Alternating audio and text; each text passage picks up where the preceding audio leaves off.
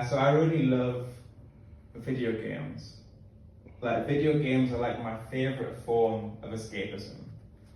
Because like video games just get better and better every year. Like the gameplay, the graphics, and the world and the climate just gets worse and worse every year.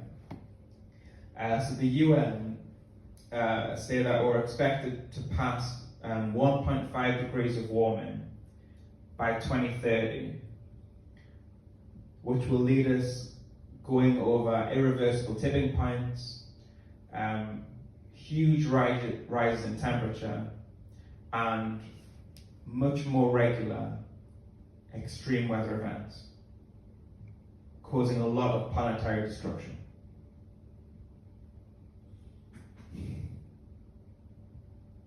But I bet the graphics on FIFA 30 will look amazing. Like just really crisp. So the UN says that this is the decisive decade for climate action, because we need to limit our emissions by around 40% before 2030. But we're currently projected to increase our emissions by 10% before 2030, leading us to cross irreversible tipping points. I wish I could say that don't worry. It's not like it's the end of the world. But it kind of is, for most of the people and the animals. But the end of the world means different things to different people. Like the Christians, for instance, believe that during the end of the world, anyone who's lived a good life, who's been a good person, will get sent to heaven. So maybe about 15% of Christians. I think that's very generous. I think that's very, very generous. Hypothetically, let's say that happened tomorrow, like the Christian apocalypse. Like, who here thinks that they wouldn't get raptured, that they'd stay on the planet? You have your hand up. What's your name? Colin. So Colin, don't worry, because I took an online course and I'm now an ordained priest. Like, I didn't have to do anything involving children. Like, I just filled out some forms. It was easy. I did it in a day. So Colin, how long has it been since your last confession? About 10 years ago. About 10 years ago. Are you sorry for your sins in the past 10 years? No. Well, I want to remind you at this point, Colin, that it's hell on earth outside. So like fire's raining from the sky, demons are walking the earth, dementors are flying around sucking the souls of people's faces. I think that's the wrong book. Anyway, the point is, it's not a good time outside. With that information, would you say you're sorry for your sins for the past 10 years? No. For the purposes of this joke, Colin, would you say you're sorry for your sins? Yes. Colin, you are absolved. Heaven, boom. Anyone else? I have to warn you though, Colin, that there's a chance that this is all made up. It's like it's far more practical trying to get a seat on Elon Musk's rocket. So short-sighted, and that the climate crisis has been handled really badly so far. Like short-sighted thinking about profit, causing uncontrollable risks. One of the few benefits of autism is you tend to see the world in a much more logical way, while the vast majority of people tend to accept things as they are, especially if they've been that way for a while.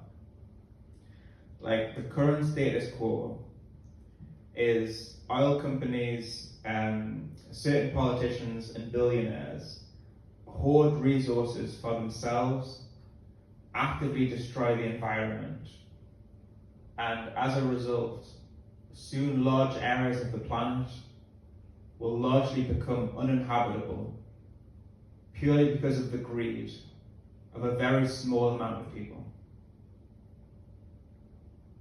The Antichrist will be proud. Like, it just doesn't make sense that the richest 1% of the population regularly destroy the environment, while make the vast majority of people a lot poorer every year, and the vast majority of people just allow it to happen and allow the planetary destruction and forced poverty, instead of having a collective mission to restore the environment and nature and have a wealthy, middle, and working class. Sometimes I think that it's us autistic, which are the normal ones, and it's the rest of the people that think strangely. Unfortunately, none of my teachers or ex-girlfriends agreed with that. But I think the main thing that my generation lacks, apart from houses, is direction. Like, in regards of life, like, Google Maps is amazing. We also desperately need community. Like, we're neurologically designed to be highly cooperative with each other and a highly cooperative species. That's how we've made society, and that's generally how we're designed to function. Like, we're not designed to fit into this hyper-competitive, individualistic society. We're social creatures. We're at our happiest and our strongest and most productive when we have a strong sense of community and something which connects all of us together. Like Tinder, or a collective mission to leave a livable planet for future generations. Like, more people, more girth. And everyone loves girth. And we have far more in common, far more that unites us than we have which divides us. Like, we all do difficult poos, am I right? Yeah. Like, my slogan for helping to fix climate change is exactly like the motto for Tesco. Every little helps. Like, in this show, I really want to put the mate in climate apocalypse. Because the climate crisis isn't really about the climate. It's about whether life on Earth turns into a much more brutal, less habitable planet, like Mad Max, the Book of Eli, or Sunderland. So in the future, there's two most likely paths that we can take. So future A, we all collectively work together to co-create a better society for people to live. We take a lot of the wealth back from the super wealthy, ideally through various seasons of Who Wants to Be a Millionaire. We reduce the impacts of the climate crisis and upcoming climate breakdown, not just through reducing our emissions, but also through restoring nature, like planting more trees and healing the soil around the earth so it can absorb more carbon. We all collectively co-create a society based on the regeneration of nature, cooperation with each other, and economic equality. We create a place where future generations can live and thrive and create a livable planet for future generations. Or future B, we don't do that. And we consciously and knowingly fuck over future generations. We continue to allow the richest 1% of the population to screw over the other 99%.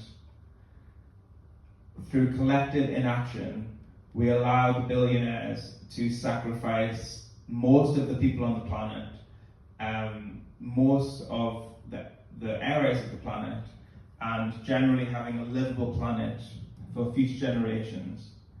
Also, that they can continue to make short-term profits while destroying the environment and making the vast majority of the population poorer and poorer until the rich inevitably own all the assets, while they're trying to bring about the end of the world. Which sounds better? A or B? Okay, so hands up for future A. More people do acid with Jesus. We take a lot of the wealth back from the super rich and invest that money in climate solutions, ideally through various seasons if you want to be a millionaire. And we collectively try and reduce the carbon in the atmosphere through restoring nature and reducing emissions, and we create a society based on cooperation, economic equality, and create a regeneration of nature, so we can create a place for future generations to live and even thrive. Kind of like the opposite of Sunderland. Or future B. We continue to fuck over future generations. We allow the richest 1% of the population to destroy the environment, to make all of the rest of the population poorer year after year, and consciously, through collective inaction, allow the billionaires to bring about the end of the world, purely so that a tiny percentage of incredibly wealthy people can honor their deal to the Antichrist in bringing about the end of the world. Okay, so hands up for B, okay. Hands up for A. Okay, it's mostly A. For the people who voted A, please see me after the show. Like, large-scale individual and collective action was needed like yesterday.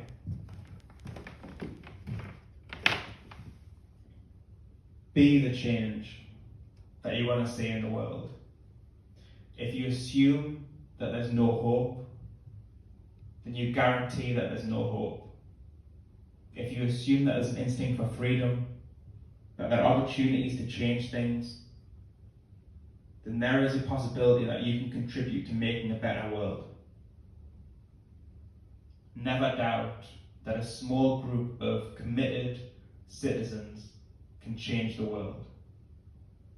Indeed, it's the only thing that ever has.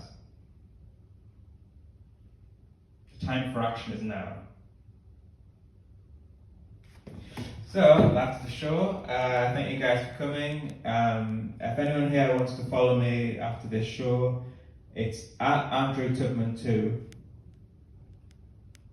on OnlyFans, Bumble, and Tinder.